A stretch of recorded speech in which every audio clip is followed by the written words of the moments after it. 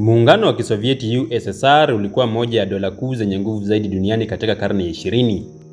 Kwa miongo mingi, USSR ilijikita katika mfumo wa ukomunisti ikiwa mpinzani mkuu wa Marekani katika vita baridi. Hata hivyo, mnamo mwaka 1991, USSR ilivunjika rasmi na nchi 15 zilizokuwa sehemu yake zikajitenga na kuwa nchi huru.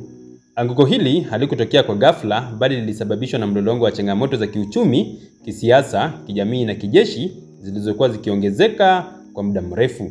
Makala hii inachambua sababu kuu zilizopelekea anguko la USSR na athari zake kwa ulimwengu. 1. Matatizo ya kiuchumi.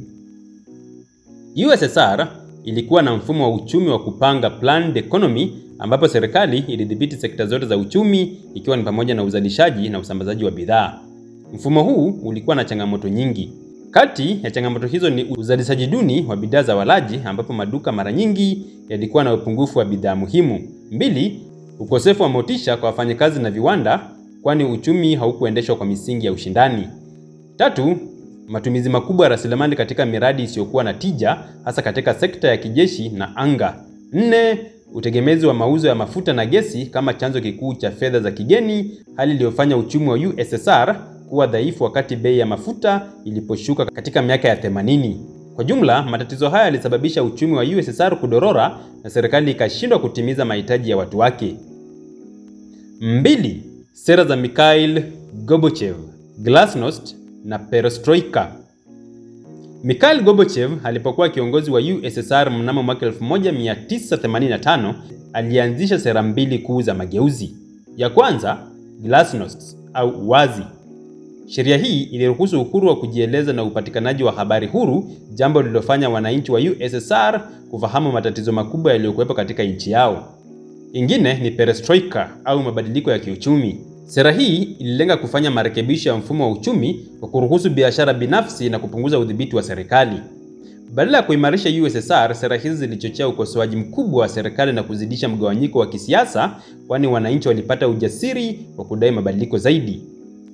3. Mgogoro wa kisiasa na udhaifu wa serikali. Chama cha kikomunisti cha Kisovieti CPSU kilikuwa na udhibiti wa kila sekta ya maisha katika USSR. Hata hivyo, kuanzia miaka ya 80, chama kilianza kukosa uungwaji mkono kutokana na ufisadi wa maafisa wa chama, ukosefu wa demokrasia na uhuru wa kisiasa, kushindwa kwa serikali kutoa huduma bora kwa wananchi. Mamlaka ya serikali yalizidi kudhoofika na harakati za kisiasa zilianza kushamiri katika majimbo mbalimbali ya USSR ambayo hatimaye yalidai uhuru wao.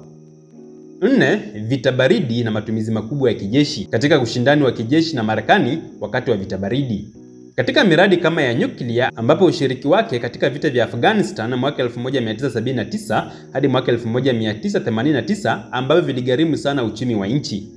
Kutoa msaada wa nchi washirika wa komunisti kote duniani, matumizi haya yalichangia kuzorota kwa uchumi na wananchi walianza kulalamika kuhusu vipaumbele vya serikali. 5. Harakati za kujitenga kwa majimbo ya USSR. Katika miaka ya 1980, majimbo mbalimbali ya USSR, hasa yale ya Baltic ambayo ni Estonia, Latvia, Lithuania, Ukraine, Georgia na Armenia yalizidi kudai uhuru wao. Kufikia mwaka 1991, majimbo haya yalianza kujitenga rasmi na hatimaye USSR ilivunjika kabisa mnamo Desemba mwaka 1991. Athari za anguko la USSR ni pamoja na 1. Kuundwa kwa nchi huru 15.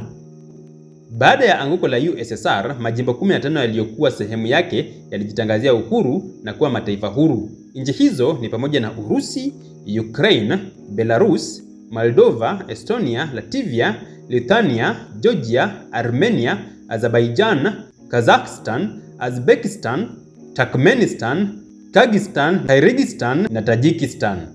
Hata hivyo, nchi hizi zilihitaji kujenga mifumo yao ya kisiasa, kiuchumi na kijamii upya, jambo lililosababisha changamoto kubwa za mpito. 2. Mwisho wa vita baridi na ushawishi wa Marekani.